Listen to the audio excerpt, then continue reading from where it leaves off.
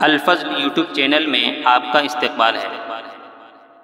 اس channel پر روزانہ قرآن پاک کی ایک آیت تلاوت سماعت ترجمہ اور مختصر تشریح پیش کی جا رہی ہے۔ ویڈیو اپلوڈ ہونے پر نوٹیفیکیشن پانے کے لیے اس چینل کو سبسکرائب کریں اور بیل آئیکن ضرور دبائیں۔ السلام علیکم ورحمۃ اللہ وبرکاتہ۔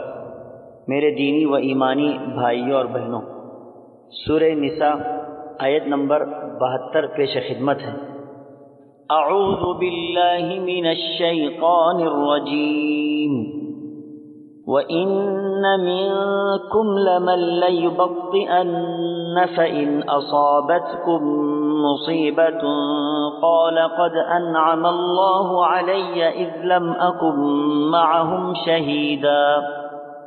اور یقیناً تم میں بعض وہ بھی ہیں جو پسوپش کرتے ہیں، پھر اگر تمہیں کوئی نقصان ہوتا ہے تو کہتے ہیں کہ اللہ تعالیٰ نے مجھ پر بڑا فضل کیا کہ میں ان کے ساتھ موجود نہ تھا۔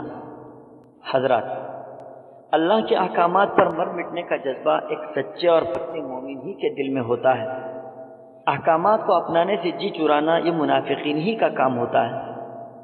اس آیت میں منافقین کی ایک خصلت کی طرف اشارہ کیا گیا کہ یہ لوگ قتل و قتال سے خود بھی پیچھے ہٹ جاتے ہیں اور دوسروں کو بھی اس سے روکتے تھے، جیسے منافقوں کا سردار عبداللہ ابن ابی ابن سلول کا فعل تھا۔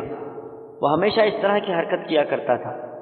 ان کی حالت ایسی تھی کہ اگر اللہ کی حکمت سے مسلمانوں کو دشمنوں کے مقابلے میں کامیابی نہ ہوتی اور دشمن ان پر چھا جاتا، انہیں نقصان پہنچاتا یا ان کے آدمی شہید ہو جاتے، تو یہ گھر بیٹھ کر خوشیاں مناتے اور اپنے عقل مندی و دانائی پر اکڑتے اور اترا کر کہتے کہ ہم اس لڑائی میں شریک نہ ہونے سے ہماری جان بچ گئی، اور اس کو اللہ کا انعام تصور کرتے، مگر اس حقیقت سے ناواقف تھے کہ اس راہ خدا میں شہید ہونے سے کیا اجر ملتا ہے۔ اصل میں وہ بد نصیب اور محروم تھے، اس کی حقیقت سے وہ ناواقف تھے۔ تو مسلمان اگر کامیاب ہوتے تو اس کی کیا کیفیت ہوتی، اگلی آیت میں بیان کیا جا رہا ہے۔